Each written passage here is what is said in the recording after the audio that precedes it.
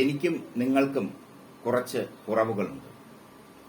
എനിക്ക് ഒരുപാട് പരിമിതികളുണ്ട്. നിങ്ങൾക്കും നിങ്ങളുടേതായ പരിമിതികൾ കാണും.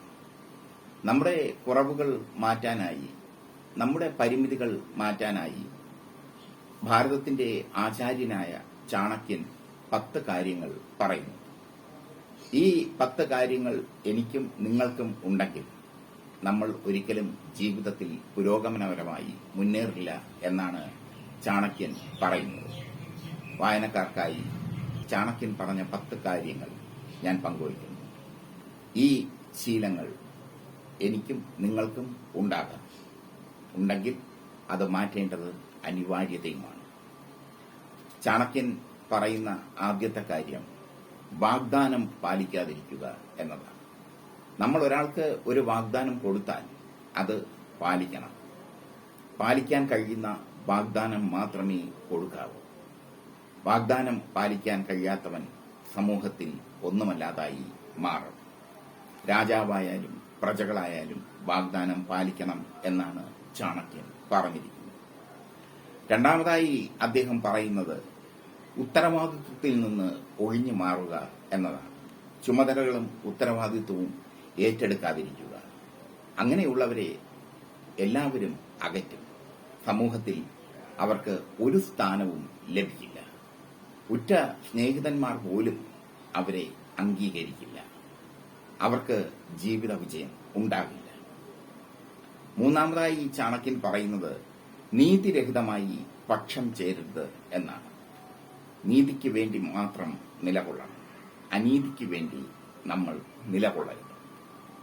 നാലാമതായി അദ്ദേഹം പറയുന്നത് അഹങ്കാരിയാകരുത് എന്നാണ്. ഗർഭിഷ്ഠനും അഹങ്കാരിയുമായ ഒരാളെ ആരും അംഗീകരിക്കില്ല. ആരും അയാളെ ബഹുമാനിക്കില്ല. അയാൾ ഒറ്റപ്പെട്ട ജീവിതം നയിക്കേണ്ടി വരും. അഞ്ചാമതായി അദ്ദേഹം പറയുന്നത് അധാർമിക ജീവിതം നയിക്കരുത് എന്നാണ്. നമ്മുടെ ജീവിതത്തിന് ചില ധർമ്മങ്ങളുണ്ട്. നമ്മൾ ജീവിച്ചിരിക്കുന്നത് ചില ധർമ്മങ്ങൾ നിറവേറ്റാനാണ്. അധാർമികമായി ഒരു ജീവിതം, കുത്തഴിഞ്ഞ ഒരു ജീവിതം നയിക്കരുത് എന്നാണ്. പിന്നീട് അദ്ദേഹം പറയുന്നത് സ്വാർത്ഥത പാടില്ല എന്നാണ്. ആറാമതായി അദ്ദേഹം പറയുന്നത് സ്വാർത്ഥത പാടില്ല. സ്വാർത്ഥത നമ്മെ നശിപ്പിക്കുന്ന മറ്റൊരു ഘടകമാണ്. ഏഴാമതായി അദ്ദേഹം പറയുന്നത് ആരെയും അവഹേളിക്കരുത് എന്നാണ്. വാക്കുകൊണ്ടോ കർമ്മം കൊണ്ടോ ആരെയും അവഹേളിക്കരുത്.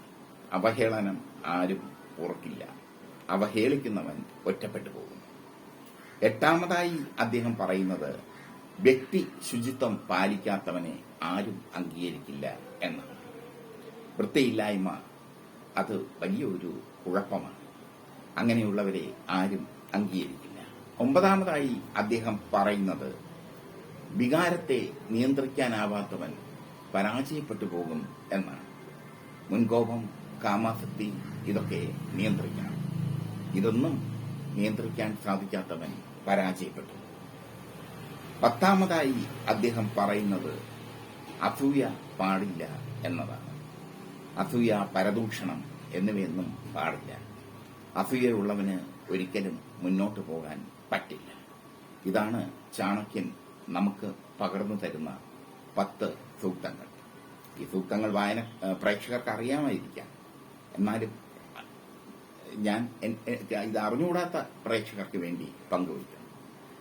നിങ്ങളുടെ വിലയേറിയ നിർദ്ദേശങ്ങൾ ഈ കമന്റ് ബോക്സിൽ രേഖപ്പെടുത്തുക. ചാണക്യന്റെ ഈ സൂക്തങ്ങൾ വളരെ ശക്തമായ ഒരു സൂക്തമാണ്. എങ്ങനെ ഒരു വ്യക്തിയെ വാർത്തെടുക്കാം എന്നുള്ളത് കൃത്യമായി ചാണക്യൻ പറഞ്ഞു.